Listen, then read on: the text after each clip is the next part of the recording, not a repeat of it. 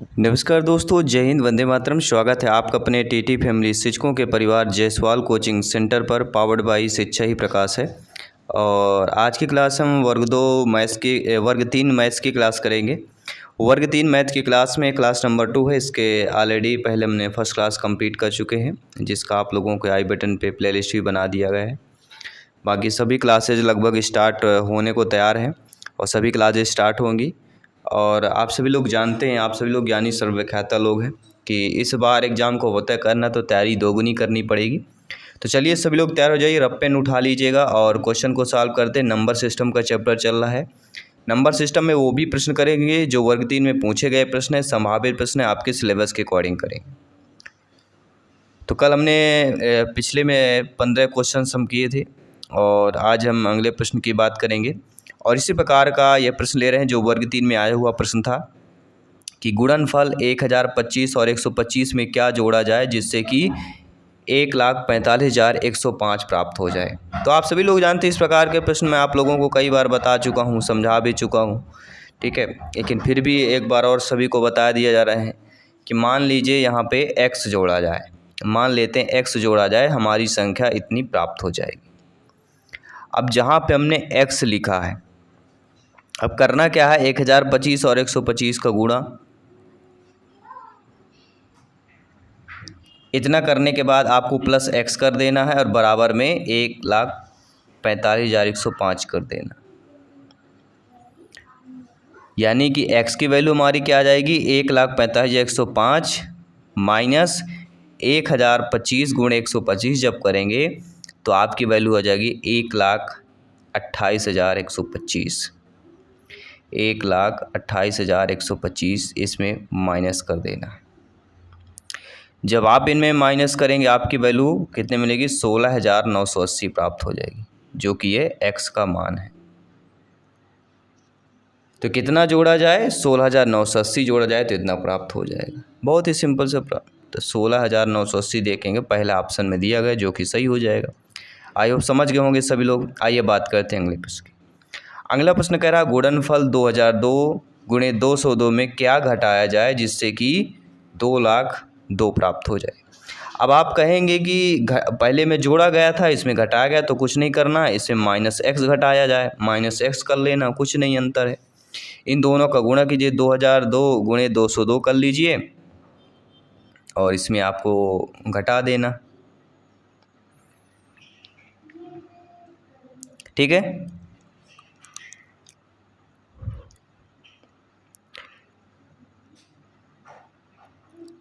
तो इसमें जब आप घटाएंगे तो आपकी वैल्यू कितनी बनेगी, 2002 गुणे 200 करेंगे तो आपको प्राप्त हो जाएगा 4,44,004। ये आपको मान प्राप्त होगा। और ये 2,02,000 है।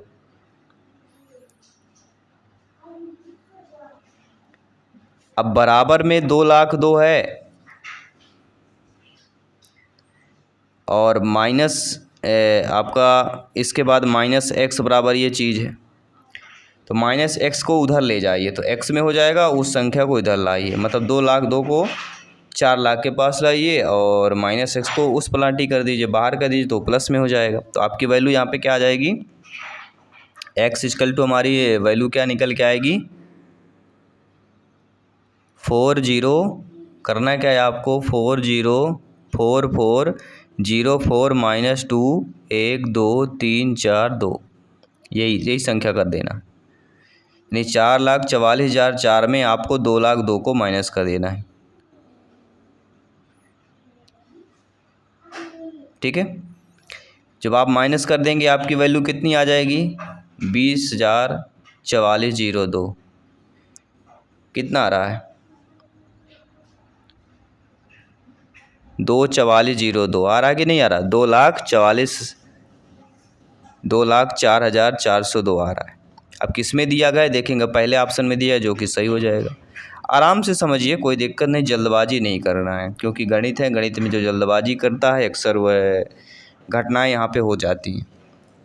15 इकाई, 20 दहाई, 12 सैकड़े किसके बराबर हो जाएंगे? अच्छे से समझ के जाइए और अब पेन जरूर लीजिए, बैठिए सॉल्व कीजिए। कितना बिजली प्रश्न आपसे आ रहा है फिर भी आप लिखिए ज़रूर। लिखने में क्या अंतर पड़ता है आपके क्लास के अंत में बताएंगे, इसका बेनिफिट बहुत है। 15 इकाई मतलब 15, 20 दहाई मतलब 20 गुणे 10 कर दीजिए, कितना हो जाएगा? 200 हो जाएगा। 12 सैकड़े मतलब 1200 हो जाएगा। ये किसके बराबर होंगे? बराबर कह रहा है तो आपको योग कर लेना है। 5 and 1 and 2 2 4 1, 14 15 आ रहा है। 14 15 किस में लिखा गया है देखेंगे, पहले ऑप्शन में लिखा गया है तो पहला ऑप्शन सही हो जाएगा। इस प्रकार से आपको समझना है। अगला प्रश्न है 496 योग 318 का निकटतम सैकड़े में मान बताइए। अब निकटतम सैकड़ा मान कैसे निकालना है? आप देखिए 496 योग से 318 मतलब है कि 496 और 318 को प्लस कर लेना आप लोगों को। 318 प्लस 496 टोटल वैल्यू क्या आ जाएगी? 814, 814 आ जाए। 814 का निकटतम मान सैकड़ा में मान है तो 800 के लगभग कहलाएगा। तो 800 इसका निकटतम मान क्या हो जाएगा? 800 हो जाएगा, क्योंकि सैकड़े में निकटतम मान पूछा जा रहा है। ये भी देखना है, सैकड़ा, दहाई, हज़ार में, लाखों में क्या दिया गया है, इन चीज़ों पर भी आपको ध्यान देना है। अगला प्रश्न है 1 से 100 तक की संख्याओं में अंक शून्य कितनी बार आता है? जी हाँ, ये वर्ग 3 में आया हुआ प्रश्न है। 1 से लेके 100 तक की संख्याओं में अंक शून्य कितनी बार आता है? यह वर्ग 3 में आया हुआ प्रश्न है, ध्यानपूर्वक समझ लीजिए। इस प्रकार से प्रश्न पूछा गया था। देखिए 1 से 100 के संख्या जिनमें जो शून्य आता है, शून्य किस में आता है? 10 में आएगा, 20 में आएगा, 30 में आएगा, 40 में आएगा, 50 में आएगा, 60 में आएगा, 70 में आएगा, 80 में आएगा, 90 में आएगा और 100 में आएगा। 100 में 2 जीरो हो जाएंगे। तो 10 तो ऑलरेडी ये हो गए, एक जीरो 100 में बढ़ गया, क्योंकि 100 में ट्रिपल डिजिट होता है, 2 शून्य होते तो 11 जीरो हो गए। और अक्सर लोग लगा लेते हैं यार 10 20 30 40 50 100, 10 होंगे, 10 शून्य होंगे, लेकिन ये ध्यान थोड़ा भूल जाते हैं। ज्ञात सबको है, लेकिन एग्जाम का प्रेशर होता है कि भूल जाते हैं कि 100 में 2 जीरो होते हैं। तो यहाँ पे 11 वाला हमारा सही हो जाएगा। इसके बाद अगला प्रश्न है कि 1 से 30 तक की संख्याओं में अभाज्य संख्याएं बताइए। अब देखिए 1 से 30 तक की संख्या में अभाज्य संख्या कैसे निकालेंगे? सबसे पहले आपका होता है 2 हो गया, 3 हो गया, 5, 7 हो गया, 11 हो गया, 13 हो गया, 17 हो गया, 19 हो गया, 23 हो गया, 29 हो गया। वे अभाज्य संख्याएं वे संख्याएं कहलाती हैं जो स्वयं से कटती हैं और 1 से कटती हैं, या 1 और स्वयं के अलावा किसी अन्य संख्या से नहीं कटती, वे अभाज्य संख्याएं कहलाती हैं। और भाज्य संख्याएं वे संख्याएं कहलाती हैं जो खुद से भी कटती हैं, 1 से भी कटती हैं, किसी तीसरी संख्या से कट जाए वह भाज्य संख्या है, और जो तीसरी से ना कटे वह अभाज्य संख्या। तो टोटल गिन लीजिए कितनी हो रही हैं। तो आपके यहाँ टोटल 10 हैं। 1 से 30 तक संख्या अभाज्य संख्याएं टोटल 10 संख्याएं हो जाएंगी। अगला है किसी विषम प्राकृत संख्याओं के परवर्ती तथा पूर्ववर्ती गुणनफल हमेशा किस संख्या से विभाजित होते हैं? पहले पूर्ववर्ती परवर्ती पूछा जाता था संख्या का, लेकिन अब चेंज कर दिया गया है कि विषम प्राकृत संख्या के परवर्ती पूर्ववर्ती गुणनफल हमेशा किस संख्या से विभाजित होते हैं।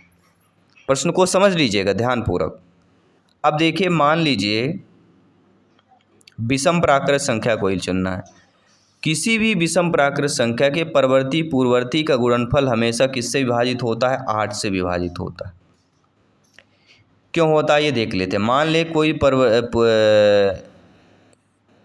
विषम प्राकृत संख्या 11 है, 11 का पूर्ववर्ती 10 और परवर्ती हो जाएगा 12। पूर्ववर्ती परवर्ती का गुणनफल 12 दहम 120, 120 को 8 से डिवाइड कर देंगे आप, ठीक है। कट जाएगा कि नहीं कट जाएगा सभी लोग बताइए। 15 8 120 होता है। क्यों ऐसा किया गया 8 से विभाजित होता है? क्योंकि विषम प्राकृत संख्या पूछा गया है, तो प्राकृत के पहले भी आपके सम हो संख्या होगी, बाद में भी सम संख्या होगी, इसलिए हम बता रहे हैं। सम संख्या से विभाजित होगा। अगला प्रश्न है 7 और 13 के बीच कितनी परिमेय संख्याएं होंगी? 7 और 13 के बीच परिमेय संख्या पूछा गया, सभी लोग बताइएगा। 7 और 13 के बीच कितनी परिमेय संख्याएं होंगी? अनंत परिमेय संख्याएं निकाली जा सकती। कितनी? अनंत परिमेय संख्याएं बन सकती हैं। अगला दिया गया 10,99,999 की परवर्ती संख्या बताई। परवर्ती मतलब बाद की, परवर्ती मतलब उसमें +1 कर देना, केवल क्या करना है? +1 कर देना। तो 9 1 10 हो जाएगा, फिर 9 1 10 हो जाएगा। तो आपको कितने 9 है? 5 9 है तो 5 0 कर दीजिए, यानी 9 1 10 हो जाएंगे। फिर ये 1 1 हो जाएगा। समझ गए सभी लोग? ये किस में दिया गया? थर्ड ऑप्शन में, ये फोर्थ ऑप्शन में दिया गया कि थर्ड? फोर्थ ऑप्शन में दिया गया। 11 लाख। ठीक है, तो गलती नहीं करना है, गलती से सीखना है और सावधानी पूर्वक मैथ्स के क्वेश्चन को हल करना है। अगला दिया गया है कि 4,89,348 माइनस 48,365 को 100 का सन्निकट करने पर कितना मान आएगा? अब दोनों को माइनस कीजिए, घटाइए सभी लोग पेन रफ में अपने, सभी लोग ध्यानपूर्वक घटाइए। जब आप इसको माइनस करेंगे तो आपका मान आएगा 44,0983, 4,40,983। अब इसमें कह रहा है 100 का सन्निकट। अब 983 दिया गया तो इसको हम क्या लिख सकते हैं? 983 को 1000 लिख सकते हैं ना, 100 का निकटतम, क्योंकि 83 100 के नज़दीक है। तो कौन जाएगा? 44, 983 से 44 1000 किस में लिखा गया? 44 1000 लिखा गया है ना, 4,41,000 हो जाएगा। सेकंड ऑप्शन सही हो जाएगा। तो कुछ प्रश्न ऐसे होते हैं जब आप समझ जाते हैं बिना रफ पेन के भी सॉल्व कर लेते हैं। अगला, एक चुनाव में सफल प्रत्याशी ने 57,7,500 यानी कि 5,77,500 मत प्राप्त किए, जबकि उसके निकटतम प्रतिद्वंदी ने 3,48,700 मत प्राप्त किए। बताइए सफल प्रत्याशी चुनाव में कितने मतों से जीता? बस घटाना है। यहाँ पे लाखों में संख्या दी गई, आपको फटाफट घटा लेना है कि 5,77,500 में 3,48,700 माइनस कर लेना है। यहाँ पे 5 है, यहाँ पे 7 है, तो 15 में 7 गया, 8 आ जाएगा। आ जाएगा कि नहीं आ जाएगा? सभी लोग बताइए। इसके बाद ये बचेगा 6, फिर आपको हासिल लेना पड़ेगा। तो 16 में 8 गया, कितना आ जाएगा? फिर 8 आ जाएगा। फिर ये 6 बचा, 6 में 4 गया, कितना आ जाएगा? 2 आ जाएगा। और 3 था तो एक हासिल 2, तो 22,88,00 है। तो 22,88,00 किस में दिया गया है? थर्ड ऑप्शन में दिया गया है, जो कि आप लोगों का सही हो जाएगा। आइए देखते हैं अगला प्रश्न। एक गांव की कुल जनसंख्या 78,692 है। इनमें से 29,642 पुरुष है, 28,167 महिलाएं हैं तथा शेष बच्चे हैं। तो बच्चों की संख्या बताइए। तो मेरे प्यारे में सभी आप लोग जानते समझते हैं, ज्ञानी सर्वव्याख्याता लोग हैं, और जायसवाल सर आप सभी का अभिनंदन और स्वागत भी करते हैं। देखिए, किसी गांव की कुल जनसंख्या दी गई हो, उनमें से पुरुष और महिलाएं दी गई हों, शेष बच्चे निकालना। तो कुछ नहीं करना है, 29,642 को 28,167 में प्लस कर लीजिए, जोड़ लीजिए। जब आप इन दोनों को जोड़ेंगे तो आपकी संख्या निकल आएगी 57,809। ये क्या हो गया? महिलाएं पुरुषों की संख्या। अब गांव की कुल जनसंख्या में घटा दीजिए, बच्चों की संख्या निकल के आ जाएगी। आ जाएगी कि नहीं आ जाएगी? तो आपको करना क्या है? 78,692 में 57,809 को माइनस कर देना है। तो आपकी वैल्यू कितनी जाएगी? 20,883, 2883 first option is the right answer. किसी भी प्रश्न पर डाउट है बेफिक्र आप लोग कमेंट कर सकते हैं। और अगला प्रश्न है जो वर्ग 3 में आया हुआ प्रश्न है, संख्या 53, 68, 795 में दोनों में 5 के स्थानीय मान के अंतर का दोगुना कितना होगा? प्रश्न को समझिएगा थोड़ा। संख्या में क्या दिया गया? 5 के स्थानीय मान। तो 5 के स्थानीय मान, पहले वाले का 5 आ जाएगा, दूसरे वाले कितना आएगा? पहले वाले कितना आएगा 5, कितने अंक है 2 4 6 जीरो आ जाएंगे, ये पहले वाले का स्थानीय मान है। दूसरे वाले का केवल 5 आ रहा है।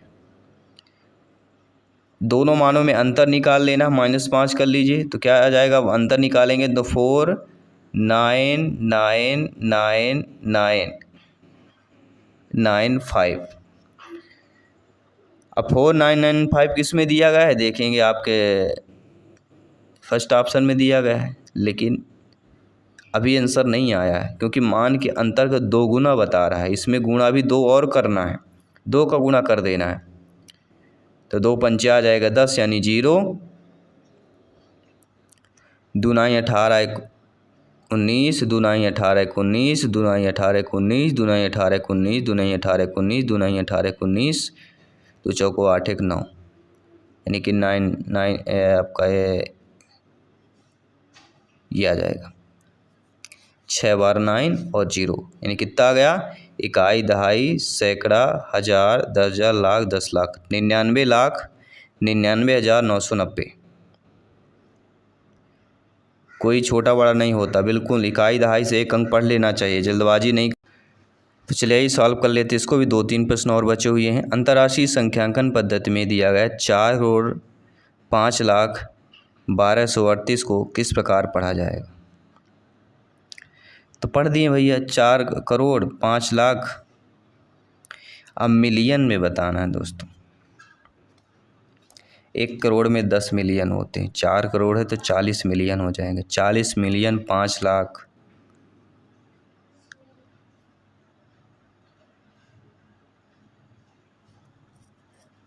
चालीस मिलियन 5 लाख 1238 किस में दिया गया है,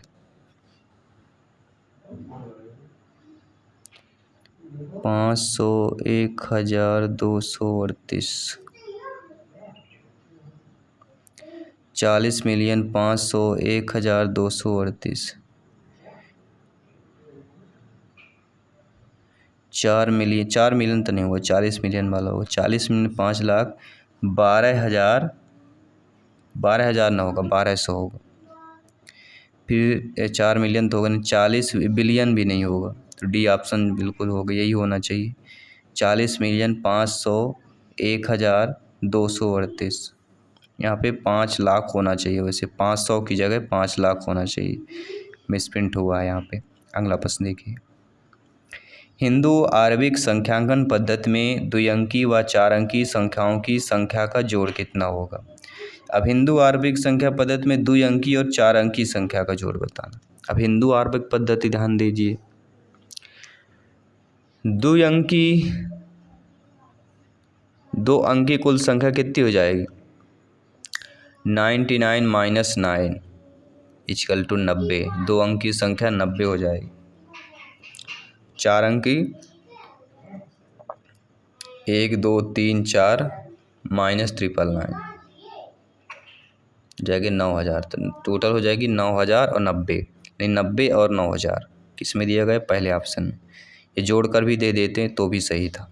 अगला प्रश्न देखिए, अगला प्रश्न दोस्तों कह रहा है कि किसी मकान के निर्माण में दया कंस्ट्रक्शन एसोसिएट का बिल आया है। मकान के निर्माण का बिल दिया गया है, जहाँ पे आपके सामान दिया गया है और मूल दिया गया है। प्लास्टिक पाइप इतने का आया, नल वार्सर इतने का आया, सरिया इतने की लगी, जालियाँ जो इतने की लगी। अब कुल धनराशि नहीं, दशमलव का जोड़ आपसे बनना चाहिए, कुल मिला के ये दशमलव को जोड़। तो कुछ नहीं करना, यहाँ पे देखिए 5 7 5 12 5 17 के साथ लिखिए, दशमलव हासिल अभी 1 आ गया। अब 9 1 10 5 3 8 18 लिख दीजिए दशमलव के इस पार, फिर हासिल 1 आया। अब जोड़िए 6 1 7 7 1 8 हो जाएगा, फिर 4 3 7 4 3 7 5 12 हो जाएगा, फिर हासिल 1 हो जाएगा। 5 2 7 7 14 3 17 1 18 आ जाएगा, 9 1 10 आ जाएगा। 10 85 88 .75 किस में दिया गया है, ये देखिए 10 82 88.75, यानी 1,00,000 8,288.75 सी वाला ऑप्शन सही हो जाएगा। ये क्लास आपको कैसी लगी सभी लोग कमेंट करके बस अवश्य बताइए। और सभी सब्जेक्ट की प्रिपरेशन के लिए प्राइमरी लेवल वर्ग 3 एग्जाम को फतेह करना है तो हर एक क्लास इंपॉर्टेंट है, जो भी आपके हो आप सभी लोग कमेंट कीजिए, तैयारी को बेहतरीन कीजिए, क्योंकि लिखते जाइए, जो लिखते जाएंगे वह माइंड की मेमोरी में सेव होता जाएगा और यही आपका एग्ज़ाम हाल में काम आने वाला है, जिससे आप एक सिलेक्शन की ओर ले जाएंगे, अपने सफलता की ओर एक कदम और आगे बढ़ेंगे, अपने मंजिल की ओर पहुंच पाएंगे। तो सभी लोग हमारे जो फेसबुक पेज है, सोशल मीडिया पेजेज है, जायसवाल कोचिंग सेंटर को फॉलो कीजिए, सभी अपडेट पाइए। जय हिंद, वंदे मातरम।